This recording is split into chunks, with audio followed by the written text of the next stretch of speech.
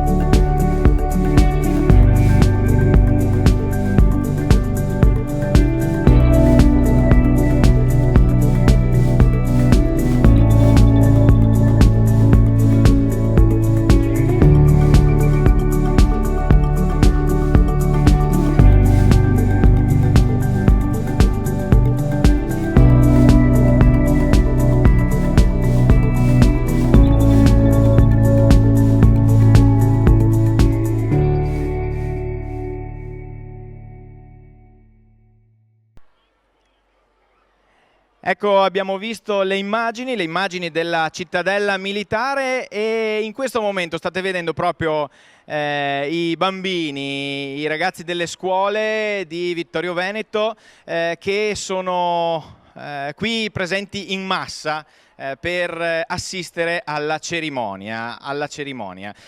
Mancano pochi minuti, mancano 5 minuti secondo il nostro cronoprogramma, e tra 5 minuti inizierà appunto lo speakeraggio ufficiale. Iniziano a prendere posto anche in tribuna le autorità, e quindi noi siamo pronti per seguire Stiamo per sentire anche le prime prove che ci arrivano appunto dallo speakeraggio ufficiale. Prima dell'inizio della cerimonia noi andiamo a proporvi un altro servizio, perché è stata allestita al Quadrilatero, quindi sempre a pochi passi da Piazza del Popolo, una trincea. Andiamo a scoprire con le nostre immagini come è stato realizzato questo allestimento. È stata inaugurata la trincea all'interno del Quadrilatero qui a Vittorio Veneto. Come è stata allestita e che cosa trovano i visitatori? Allora, è stata allestita con materiale di recupero del legname, è stato rifatto dei graticci come si usava una volta con rami di nocciolo, e poi per rendere più veritiera la trincea abbiamo fatto questo muro di cemento e terra, cercando di far capire soprattutto ai ragazzi che vengono a visitare la trincea come si poteva vivere in trincea durante la Prima Guerra Mondiale. Probabilmente alcuni avranno visto delle foto, noi abbiamo cercato attraverso questo diorama a scala 1:1 di poter far capire che la vita non era così semplice in trincea, anche se qui fortunatamente siamo al chiuso del Quadrilatero, siamo non sotto la pioggia, però questa era l'idea da dare ai ragazzi. Troviamo diverse situazioni, la prima è una stanza e poi che cosa si trova? Abbiamo ipotizzato ci fosse un comando del comandante di compagnia dove si riposava, ma dava anche ordini, prendeva anche ordini dai comandi superiori. C'è un camminamento con delle scale che portano verso il fuori trincea, quindi per gli assalti che devono fare i soldati. C'è una piccola deposito munizioni, quindi in poco spazio abbiamo cercato di ricreare tutto quello che poteva esserci in una trincea. Lo scopo quindi, come diceva, è quello di far capire alle giovani generazioni che cosa si è vissuto. Esatto, senza nulla togliere a quelle che sono le vere trincee che sono sulle Dolomiti oppure sul Pasubio o sul Grappa, era solo dare a portata di mano un piccolo spaccato di quello che poteva essere la vita di 100 anni fa dei nostri nonni o dei bisnonni dei ragazzi di oggi.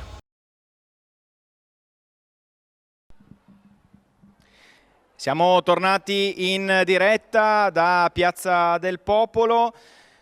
Mancano veramente pochi istanti all'inizio della cerimonia.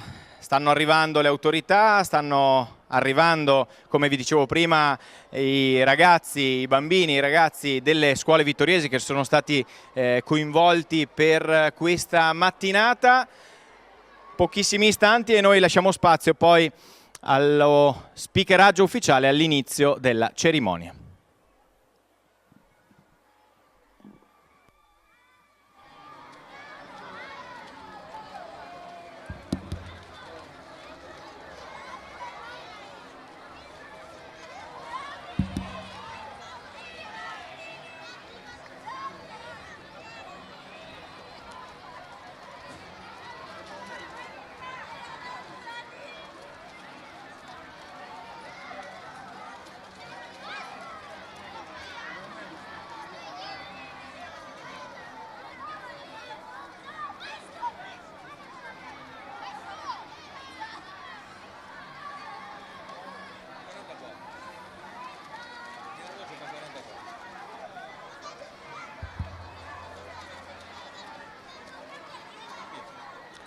Autorità, signore, signori, gentili ospiti, benvenuti.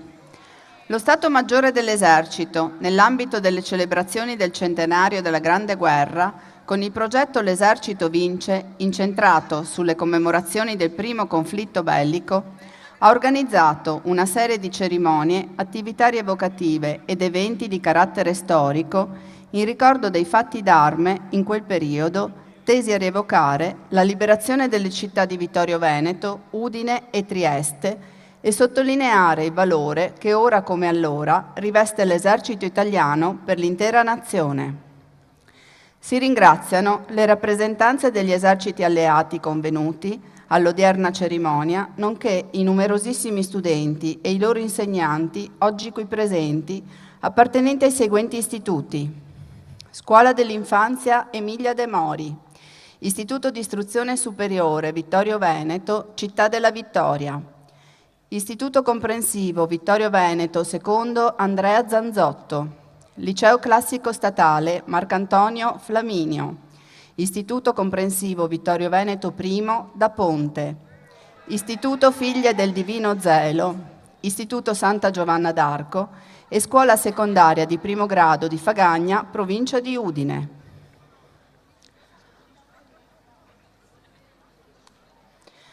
Fanno loro ingresso nell'area della cerimonia la fanfara dell'11° Reggimento Bersaglieri, seguita da una compagnia della medesima unità.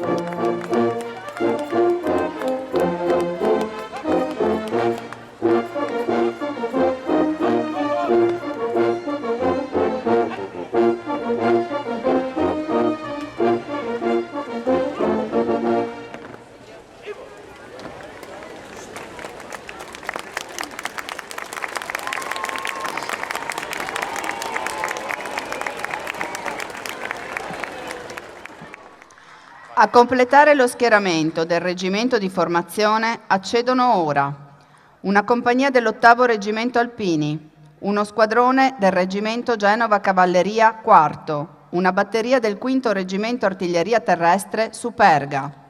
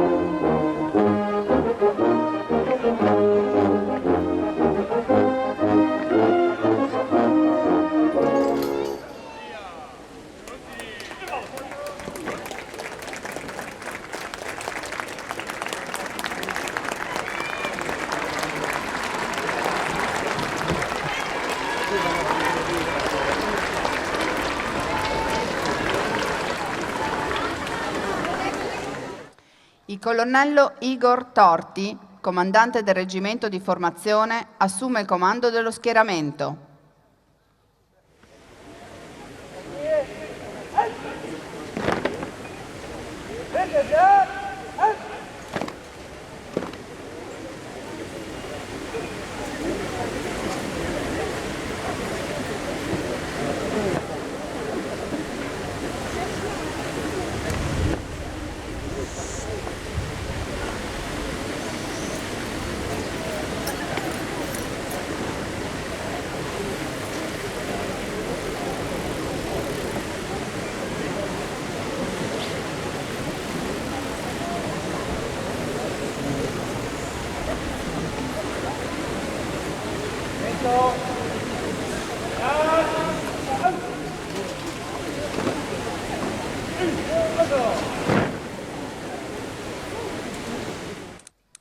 Accede nell'area della cerimonia un plotone misto composto da 10 bersaglieri dell'11° Reggimento e da 18 binomi a cavallo del Reggimento Lancieri di Montebello, 8º, che scortano la lanterna con il fuoco prelevato dal braciere dell'altare della patria che arde accanto al milite ignoto.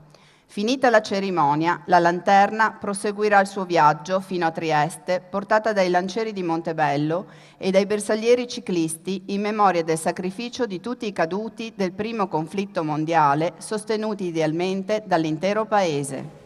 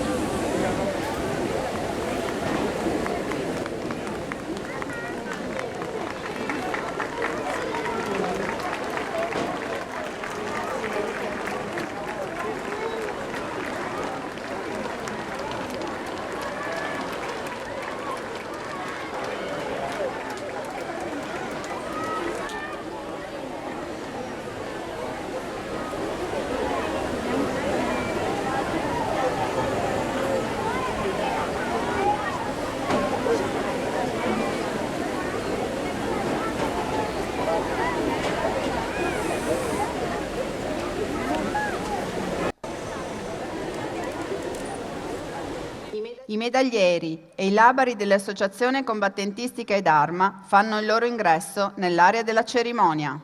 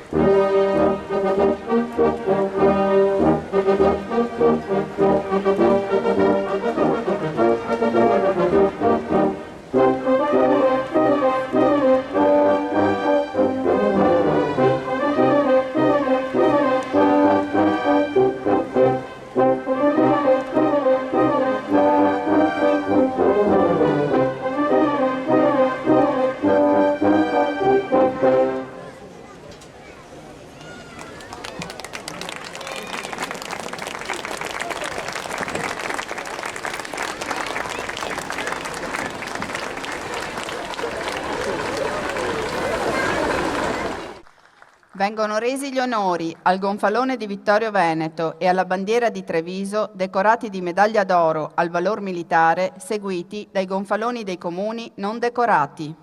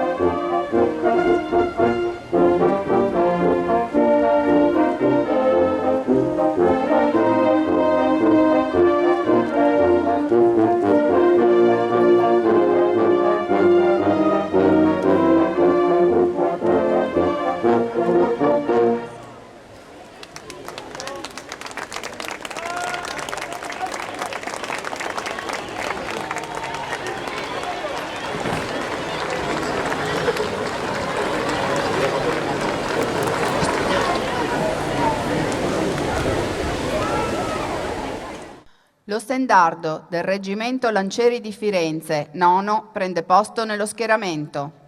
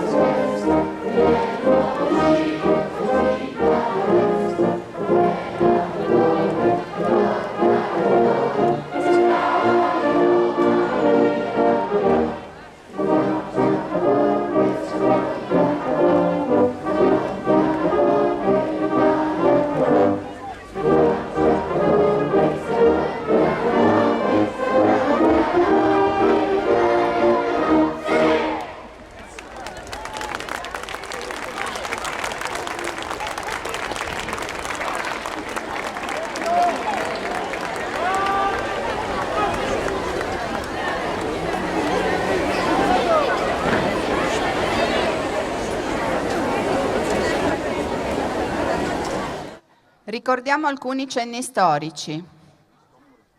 Alle 21:10 del martedì 29 ottobre, il generale Roberto Brussi, comandante della 58esima divisione, ordinava al tenente colonnello Arrivabene del secondo gruppo Reggimento Lancieri di Firenze di procedere con la colonna da lui dipendente, comprendente 2 squadroni di lancieri e il terzo battaglione bersaglieri ciclisti su Vittorio Veneto.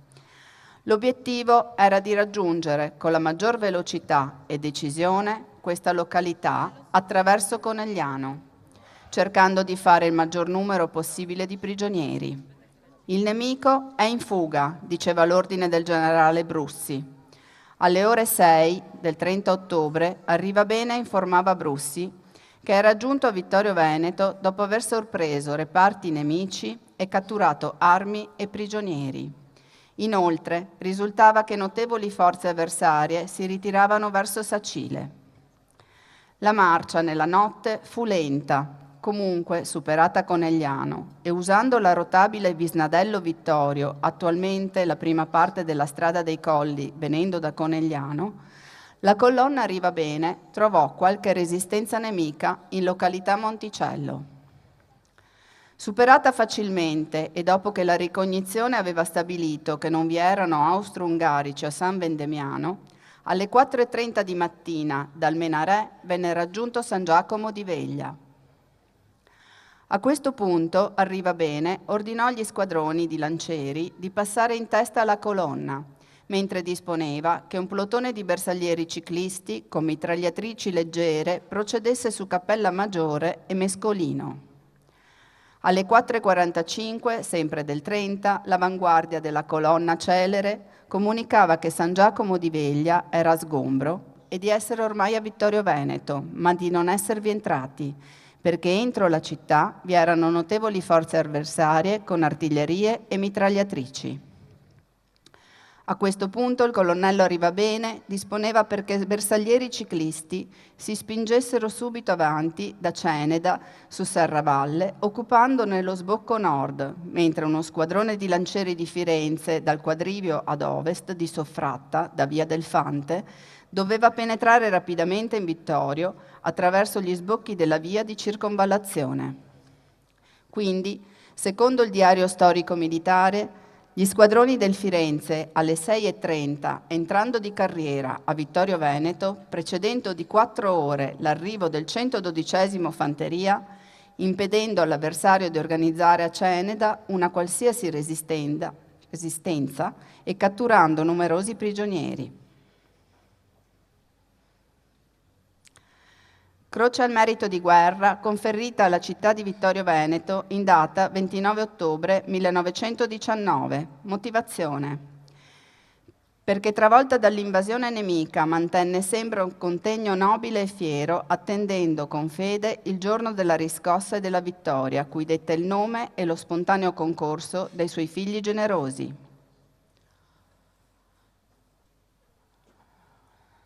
Medaglia d'oro al valor militare conferita alla città di Vittorio Veneto in data 2 novembre 1946. Motivazione: amore di patria, spronando l'antica volontà di Vittoria a piegare il destino, risuscita Vittorio Veneto. Per 20 mesi di guerriglia atrocissima, sola e indoma, organizza, sostiene ed alimenta i cittadini compatti nella rivolta contro il duplice servaggio e di 5.000 partigiani che, scolta insonne, lottano sulla sinistra del Piave e sui valichi montani a difesa della dignità d'Italia.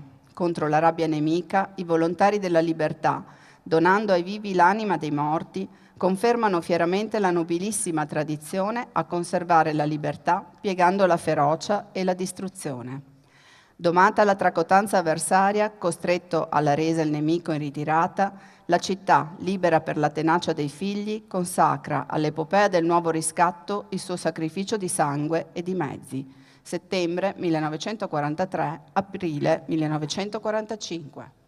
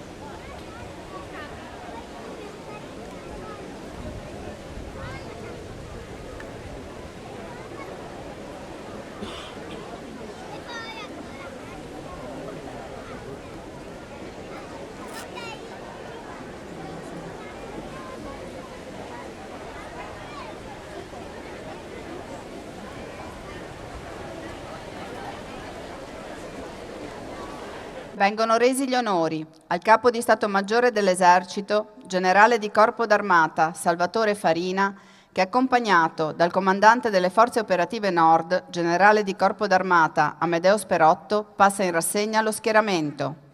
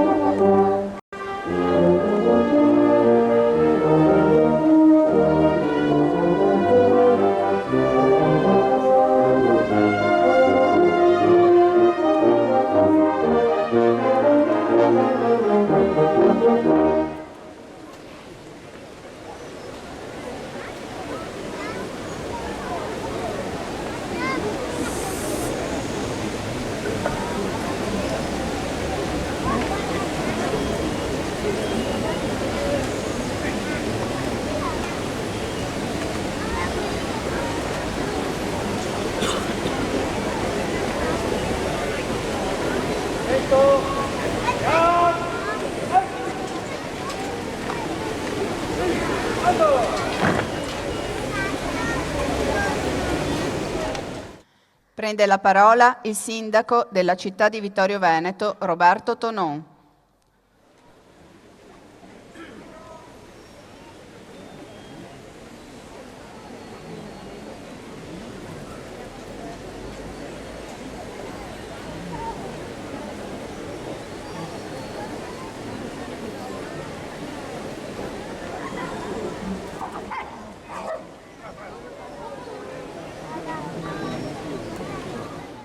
Buongiorno a tutti e un benvenuto ai nostri giovani studenti, alle autorità civili, militari e religiose, oltre alle rappresentanze militari straniere e ai colleghi amministratori che ci onorano della loro presenza.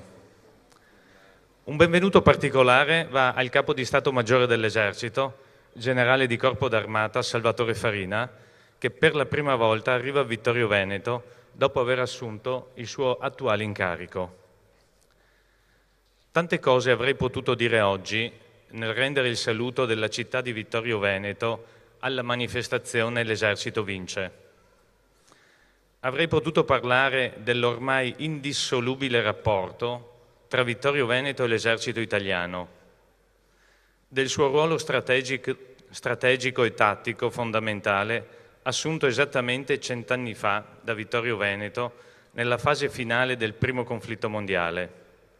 Delle attività realizzate in questi anni in collaborazione, straordinaria collaborazione, con tanti enti e associazioni per commemorare adeguatamente il centenario, o anche dell'importanza della memoria e della trasmissione dei valori alle nuove generazioni che così numerose sono oggi presenti, con oltre 800 studenti che arrivano anche dal comune di Fagagna, in provincia di Udine. Ma gli eventi di questi ultimi giorni hanno drasticamente e drammaticamente cambiato tutto. Dall'inizio dello scorso weekend, nella nostra regione e in tutta Italia, assistiamo all'ennesima emergenza maltempo. Accanto alle comunità locali, ai sindaci, alle protezioni civili dei territori colpiti dalla pioggia e dal vento, l'Esercito ha disposto l'impiego su chiamata di tutti i suoi assetti specialistici per fronteggiare l'emergenza, così come è avvenuto in molte altre evenienze simili in passato, rinnovando un voto di collaborazione e cooperazione con il Paese, che si esprime ogni giorno in molti modi e in particolare nei momenti di difficoltà e di crisi. Cosa significa quindi l'Esercito vince per noi qui oggi? Che vuol dire, lontano dalle retoriche vuote di chi idolatra le forze armate in un mito superomistico, oggi anacronistico, o di chi la disprezza senza nemmeno conoscerne la realtà e l'impegno. A prescindere dal ricordo doveroso e sentito di quanto avvenne 100 anni fa, e credo che nessuno più di noi vittoriesi senta il peso di quella storia che qui si è compiuta e ha dimostrato di voler salvaguardare quel patrimonio morale e spirituale, parlare del tema «L'Esercito vince oggi» significa essenzialmente raccontare come sempre più il Paese tutto, può contare su una forza viva, preparata, pronta alle sfide più complesse. Perché l'Esercito di oggi è forza al servizio del Paese e delle sue molteplici esigenze, anche se non dobbiamo far passare una visione da protezione civile rafforzata che la snaturerebbe. Perché, come dice un amico che su questo palco con il suo team ha lasciato tanti segnali di speranza ben visibili a 12 anni di distanza in Libano, è bello vedere le immagini dei sorrisi dei bambini nei teatri operativi, ma per farli sorridere dobbiamo avere i mezzi per poterli difendere se serve. 100 anni fa Vittorio Veneto divenne simbolo di vittoria e quindi di pace. Oggi, ovunque nel mondo, l'Italia è simbolo di ricerca di una soluzione pacifica dei conflitti, anche grazie a voi e alla vostra riconosciuta professionalità. 100 anni fa Vittorio Veneto divenne simbolo di quei sentimenti e valori nazionali di sacrificio, riscatto e coesione comune che permisero all'Italia di raggiungere il compimento della sua agognata unità. Oggi l'Esercito è un elemento che questi sentimenti e questi valori porta avanti senza sosta. Quindi viva l'Esercito, viva Vittorio Veneto e viva l'Italia.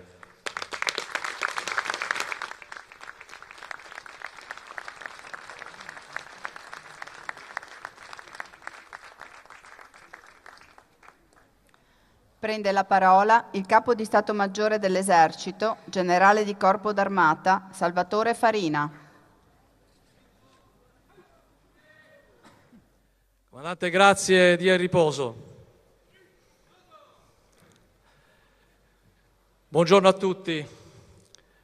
È veramente con orgoglio, non solo di Capo di Stato Maggiore dell'Esercito, ma di soldato e direi di più, da semplice cittadino italiano, con grande orgoglio e onore che sono qui oggi presente a Vittorio Veneto, città simbolo della vittoria e dell'unità nazionale.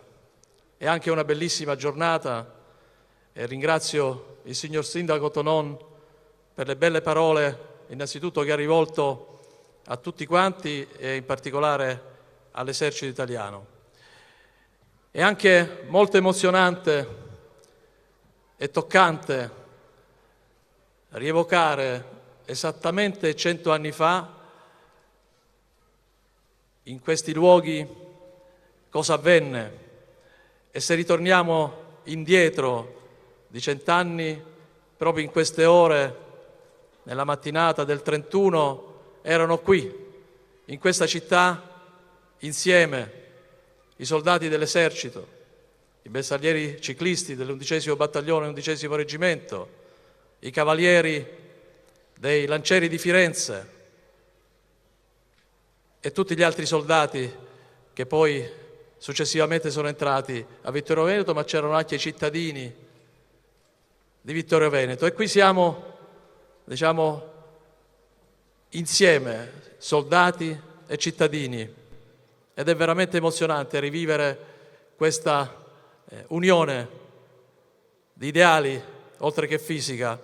E noi possiamo solo immaginare quali devono essere stati i sentimenti dei soldati vittoriosi e dei cittadini che vedevano liberate le proprie terre. Possiamo solo immaginare quanta gioia, quante lacrime di gioia, quanti abbracci in quella giornata lì. E rivolgo un deferente omaggio allo stendardo con la bandiera di guerra che è qui di fronte a noi, dei lancieri di Firenze, che a cavallo entrarono a Vittorio Veneto, e mi inchino alla bandiera. Così come rivolgo un deferente saluto al gonfalone della città di Vittorio Veneto, decorato di medaglia d'oro al valor militare, e a quello gonfalone bandiera di Treviso, che anch'esso decorato di medaglia d'oro al valor militare. Saluto nuovamente il signor Sindaco e tutte le autorità, il prefetto di Treviso, dottoressa Laganà, l'assessore regionale, onorevole Donazzan, il vescovo di Vittorio Veneto, Monsignor Pozziolo, e saluto tutte le altre autorità civili e militari. Saluto in particolare gli studenti, i tanti studenti delle scuole. Alcuni hanno l'età, se frequentano l'ultimo anno di superiore, dei ragazzi del 99, che tanto sacrificio versarono per il bene e la vittoria poi dell'Italia negli ultimi mesi di guerra. E vorrei sottolineare anche, saluto i gonfaloni delle associazioni combattentistiche e d'arma. Questi gonfaloni, che sono rappresentati da chi prima di noi ha servito la patria qualche anno fa, riportano la memoria di coloro che hanno combattuto 100 anni fa, ma in ogni luogo e in ogni conflitto. Grazie per essere qui. Li vediamo tutti insieme, dai bersaglieri ai cavalieri, agli alpini, ai paracautisti, ai rappresentanti delle altre forze armate, della Marina, dei carabinieri e della nascente aeronautica che, grazie al grande Francesco Baracca, poi ufficiale di cavalleria dell'esercito, poi qualche anno dopo divenne anche forza armata. E l'unità di intenti è importante e la memoria è altrettanto importante.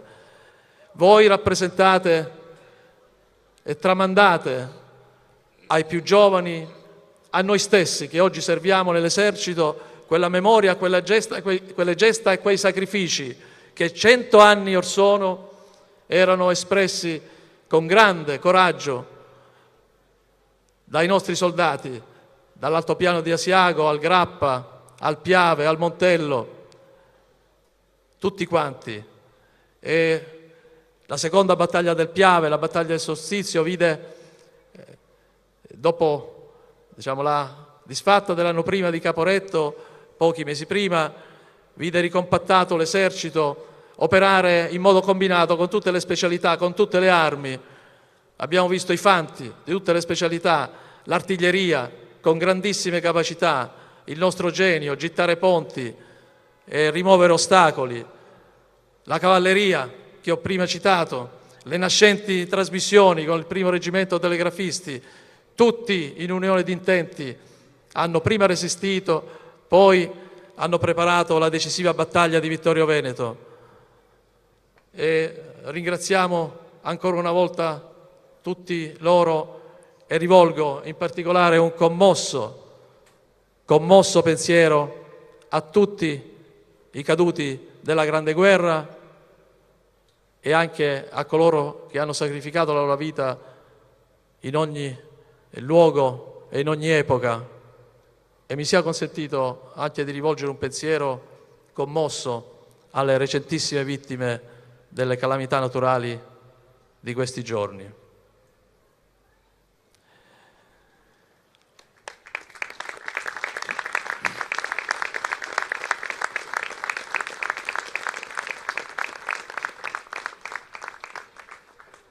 Dopo l'estate del 18, quando l'esercito era ben equipaggiato, ricompattato, pronto, il 24 ottobre iniziò l'offensiva e saggiamente il generale Diaz scelse di cominciare dal Monte Grappa, perché il Piave anche allora era un po' in piena, e cominciarono i primi combattimenti con resistenza strenua da parte degli austriaci, che però furono sopraffatti, e poi consentì questa offensiva sul Grappa, facilitò anche il passaggio alcuni giorni dopo del fiume Piave, e poi di corsa, rincorrendo il nemico che in ordine sparso ripiegava, sono arrivati poi il 30 a Vittorio Veneto e nei giorni successivi a Trento e a Trieste, compiendo idealmente, fisicamente anche quell'unità territoriale della nostra bella Italia, con l'arrivo a Trieste e a Trento entro il 4 novembre. E questa, devo dire, che fu un epilogo non scontato della guerra. Non era scontato perché pochi mesi prima, un anno prima esattamente, l'Italia, l'esercito erano in ginocchio, o quasi. Hanno saputo rialzarsi, hanno saputo riorganizzarsi. Poi perché anche l'Italia, io lo voglio sottolineare, era il più giovane dei paesi che era in guerra, ed era in guerra contro il nemico che aveva usurpato l'Italia per tanti anni, ma era in guerra contro grandi potenze, e gli altri alleati dell'Italia erano Francia, Regno Unito, grandissime potenze da secoli.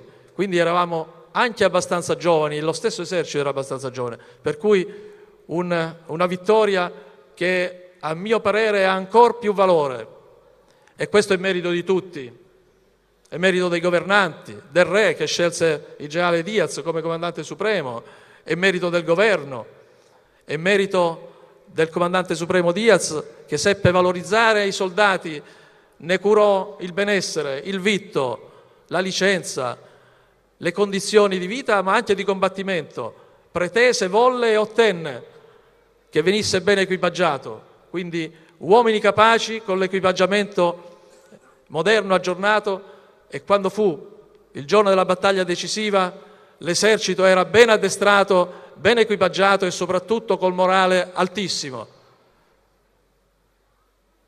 Quindi fu merito di tutti, dei soldati in prima linea, di tutta la linea di comando, ma anche dei nostri governanti. E quindi fu una espressione completa di coesione e di capacità nazionale. E questo è un grande insegnamento che ci viene proprio da quei giorni. Armando Diaz, intervistato da un'autorità che si congratulava con lui, gli disse: grazie maresciallo d'Italia, generale, comandante supremo, grazie a lei abbiamo vinto la guerra. E dice: no, guardi, si sbaglia, non sono io, non è merito mio la vittoria. Beh, disse, allora è merito dell'esercito. E disse: guardi, si sbaglia ancora, la vittoria nella Grande Guerra è merito di tutto il popolo italiano.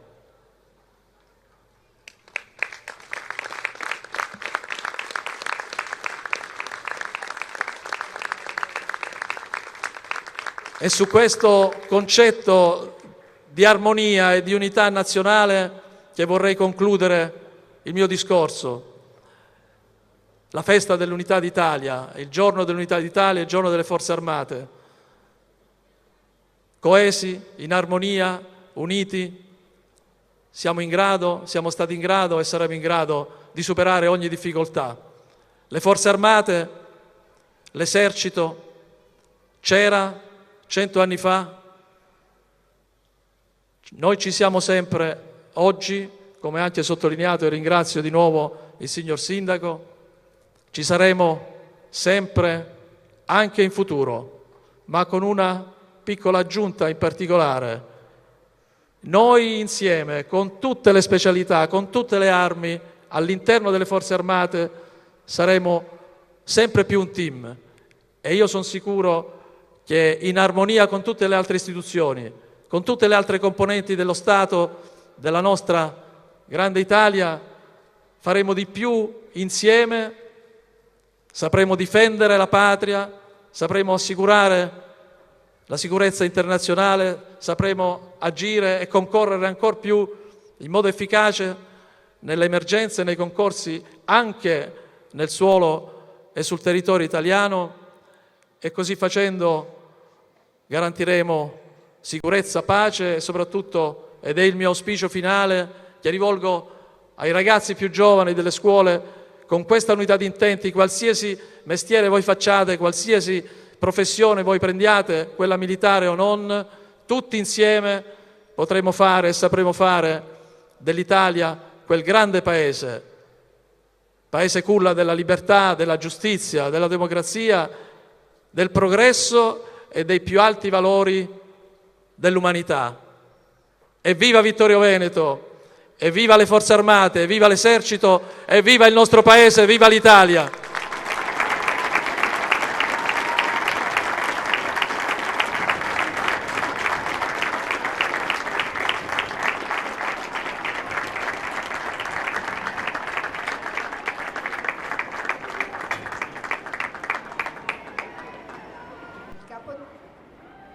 Il Capo di Stato Maggiore dell'Esercito e il Sindaco di Vittorio Veneto consegnano il premio Città di Vittorio Veneto a 2 militari che si sono particolarmente distinti in servizio.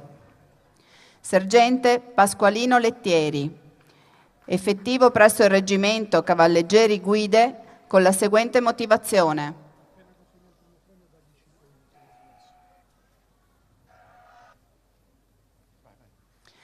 Per l'alto spirito di servizio dimostrato in ogni circostanza, in particolare il 6 agosto 2017, durante un servizio di vigilanza, interveniva in maniera determinante e con grande autocontrollo, riusciva ad immobilizzare e neutralizzare un soggetto facinoroso in evidente stato di alterazione che pericolosamente importunava alcuni passanti, prevenendo il degenerare della situazione e ripristinando l'ordine pubblico.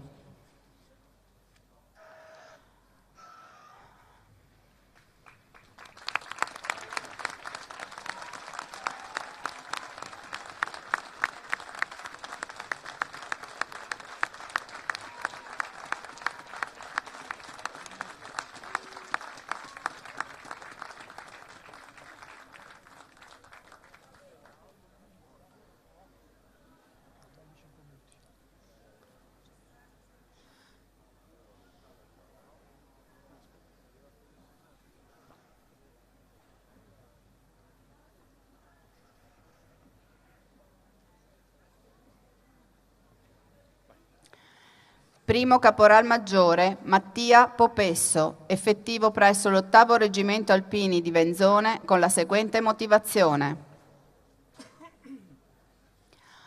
Volontario, dotato di eccellenti qualità professionali e di instancabile energia, chiamato ad operare durante la difficile operazione Emergenza Neve nel gennaio 2017 nel corso di attività di evacuazione degli abitanti di Valle Castellana, riusciva unitamente al proprio assetto a raggiungere le frazioni più isolate, raggiungendo le numerose famiglie e traendo in salvo una bambina di 5 anni.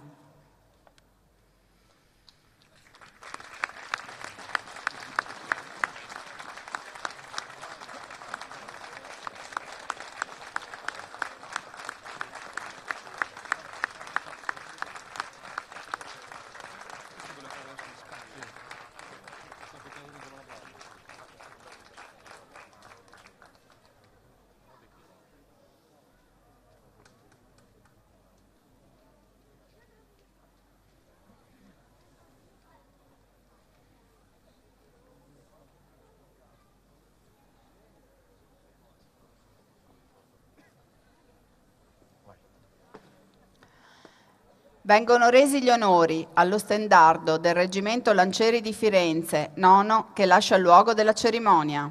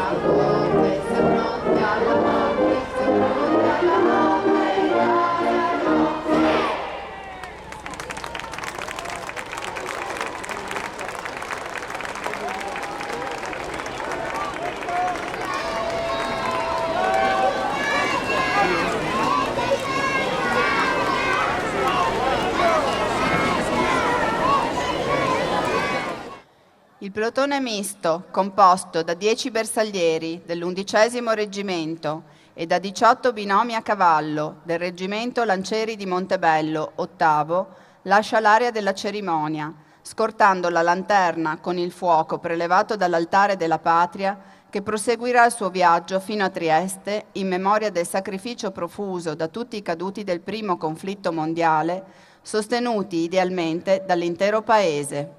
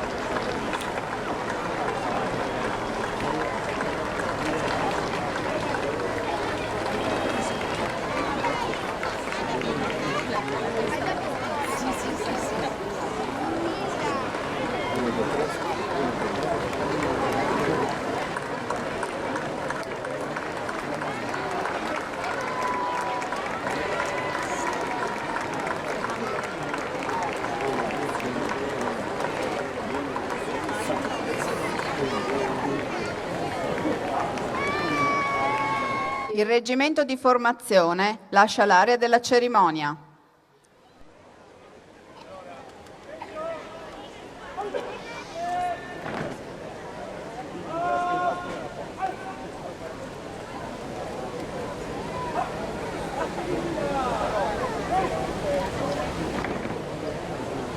Il tenente Paolo Cicchi.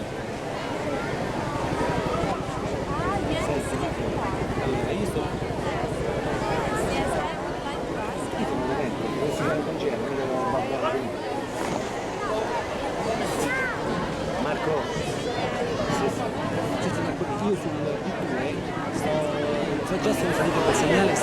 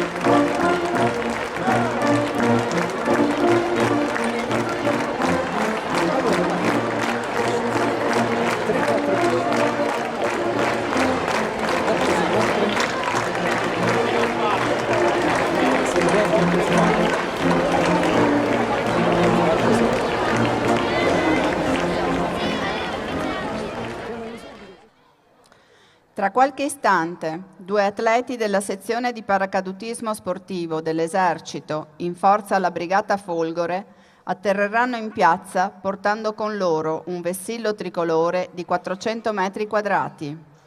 Prego, Maggiore. Gentili ospiti, probabilmente alcuni di voi presenti oggi hanno già avuto modo di distinguere chiaramente il rumore di un elicottero o di vederlo sopra le nostre teste. Infatti, una B-205 dell'aviazione dell'Esercito da alcuni minuti è impegnato a prendere quota vicino a noi.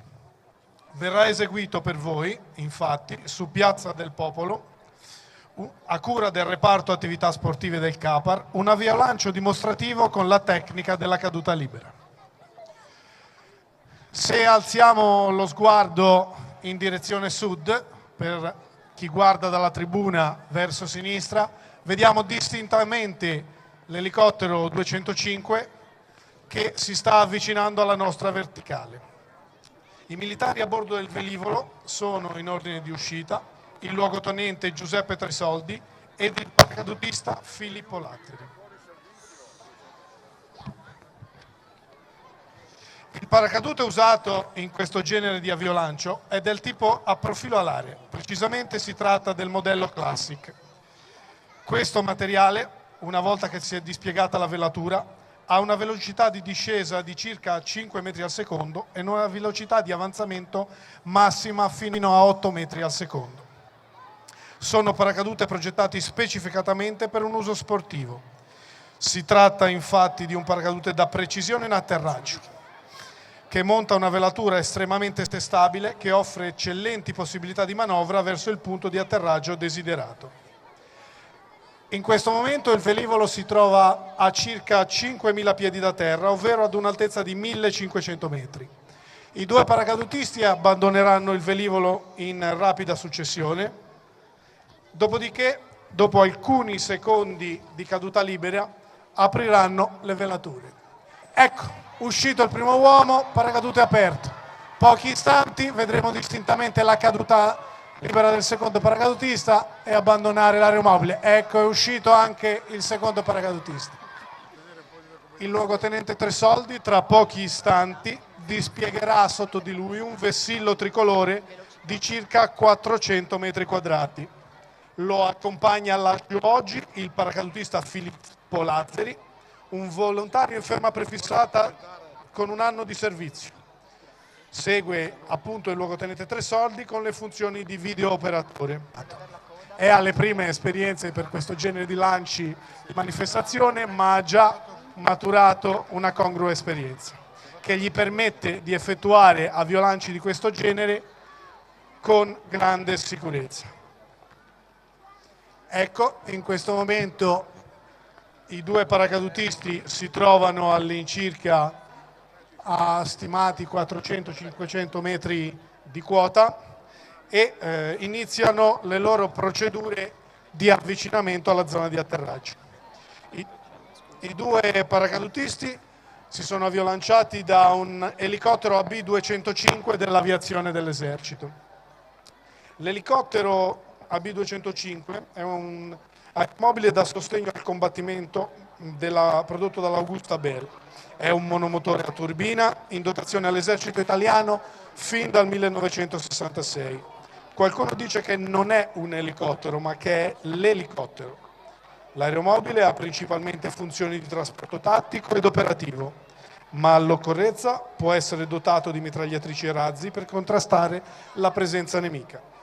le caratteristiche di elevata flessibilità e versatilità ne consentono una facile e rapida riconfigurazione, tale da permettere lo svolgimento di missioni di varia natura. Ha una capienza massima di 11 militari con un carico massimo interno di quasi 1 tonnellata. Pesa circa 2200 kg, raggiunge una velocità massima di 220 km all'ora ed ha un'autonomia fino a circa 2 ore e mezza. La velocità a cui è stato aviolanciato il personale è di circa 50 nodi, circa 100 km all'ora. Questo genere di aeromobile permette un'uscita abbastanza confortevole per il personale da aviolanciare e quindi delle uscite estremamente stabili. È un ottimo strumento anche per effettuare attività lancistica. Intanto che si avvicina possiamo apprezzare il vessillo tricolore che diventa sempre più grande. Mentre prima lo vedevamo lontano, ci sembrava piccolo, ora piano piano ci accorgiamo delle reali dimensioni che saranno da voi percepite realmente soltanto al momento dell'atterraggio, perché questo è una velatura che un vessillo che ha grosse dimensioni. Il personale atterrerà su Piazza del Popolo, sul tappetone grigio che potete vedere posizionato sulla piazza. Prego pertanto i ragazzi di non avvicinarsi troppo alle aiuole per ragioni di sicurezza. Il nostro personale è personale altamente addestrato, però tutto quello che vola non è mai una certezza. Non vi preoccupate che tanto l'atterraggio del personale avverrà di fronte a voi, più o meno vedrete atterrare il personale, passerà tra il gonfiabile dell'esercito e il pallone con il logo dell'esercito, quindi potrete apprezzare l'atterraggio sotto i vostri occhi. Ecco, in questo momento il luogotenente Tressoldi si sta portando sulla fase finale dell'atterraggio, il paracadutista Lazzeri lo segue e lo inquadra. Ecco, in questo momento Giuseppe Tressoldi si porta sulla fase finale, i suoi occhi, la sua attenzione sono sul bersaglio, sono sul tappetone, sotto di lui una bandiera molto lunga, per cui si sta preparando ad andare all'atterraggio, sta guardando dove appoggiare il peso, appoggia il peso, un lancio perfetto per il luogotenente Tressoldi. Ecco, anche il paracadutista Lazzeri sta andando alla fase finale del suo lancio, anche per lui occhi puntati sul bersaglio, ultimi metri del lancio, controllo della velatura, azione sui comandi del paracadute, anche Filippo va con un ottimo lancio a bersaglio. Vi ringraziamo per la vostra attenzione, siamo veramente contenti di aver effettuato un aviolancio a Vittorio Veneto in una giornata speciale come quella di oggi. La sezione di paracadutismo sportivo dell'Esercito vi ringrazia per l'attenzione e si augura di avervi nuovamente come spettatori ai nostri aviolanci che ormai si tengono molto spesso a giro per tutta l'Italia. Grazie per l'attenzione.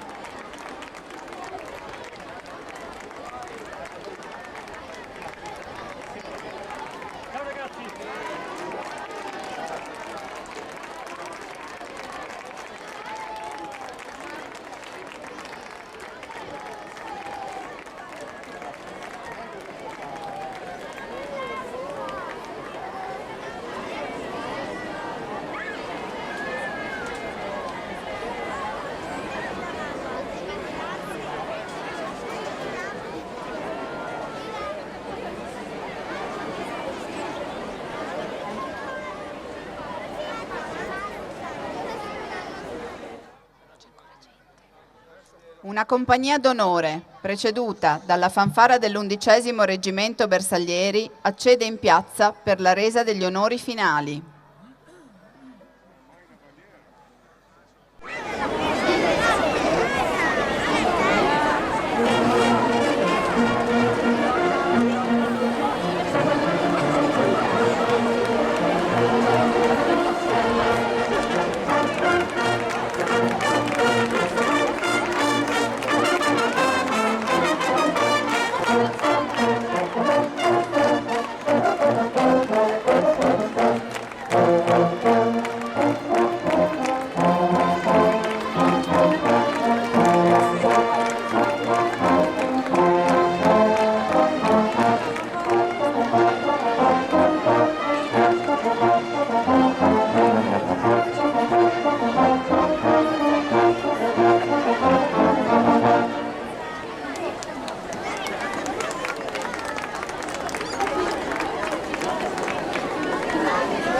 Vengono resi gli onori al gonfalone della città di Vittorio Veneto e alla bandiera di Treviso che lasciano l'area della cerimonia.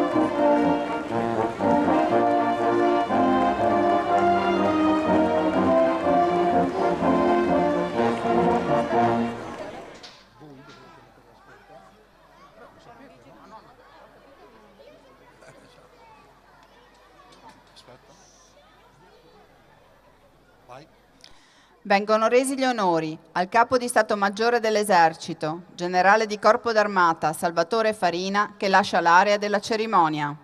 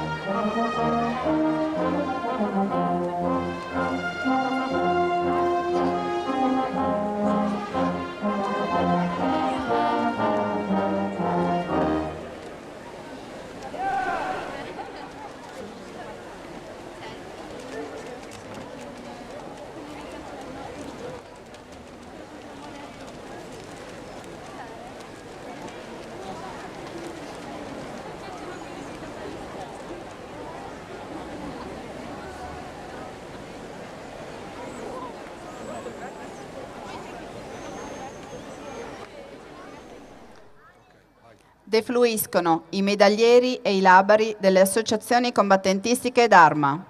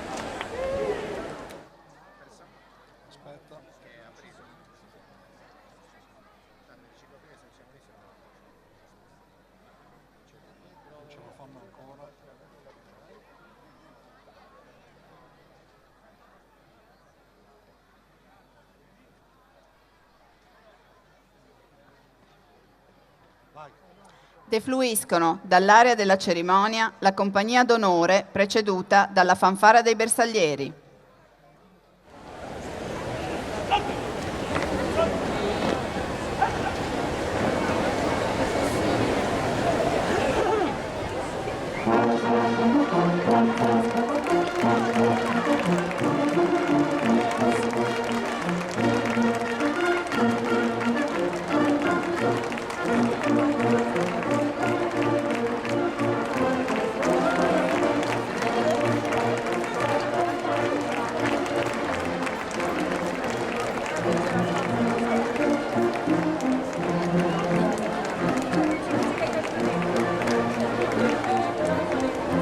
La cerimonia odierna è terminata. Si ringraziano le autorità civili, militari, i gentili ospiti intervenuti, le delegazioni degli eserciti alleati, nonché le numerose scolaresche qui presenti.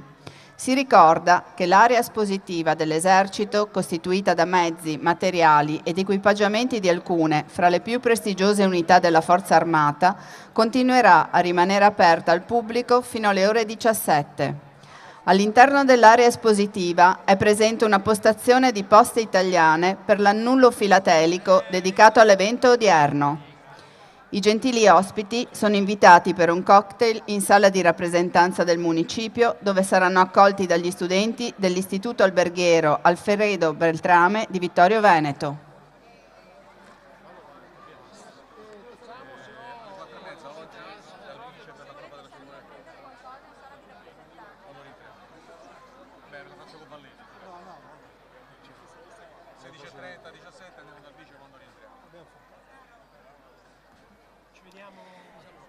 E volge al termine quindi la cerimonia all'Esercito Vince, organizzata dallo Stato Maggiore dell'Esercito in questa giornata, in questo mercoledì 31 ottobre 2018. Abbiamo visto diversi momenti, abbiamo ascoltato i discorsi ufficiali, abbiamo visto la presenza sia dei cavalieri sia dei bersaglieri in bicicletta. Abbiamo visto il fuoco che è stato portato direttamente dall'altare della patria. Abbiamo poi assistito al termine della cerimonia, abbiamo assistito a un lancio, un aviolancio con l'atterraggio di un grande bandierone, di un grande tricolore in Piazza del Popolo, e si conclude così la manifestazione L'Esercito Vince. Abbiamo vissuto anche questa mattina tante emozioni, abbiamo ricordato i caduti della Grande Guerra, perché lo ricordiamo che in quest'anno soprattutto la città di Vittorio Veneto si è concentrata nel ricordo di quanti hanno perso la vita sia nel primo conflitto mondiale sia in tutte le guerre. Questo il messaggio che ci ha voluto trasmettere l'Esercito nel corso di questa mattinata. Io vi ringrazio per essere stati in nostra compagnia ancora una volta. Ringrazio tutta la squadra tecnica, Francesca Astori, Osvaldo Astori, Mirko Andretta, che hanno reso possibile anche questa diretta. L'augurio è di una buona continuazione con i nostri programmi e appuntamento alla prossima.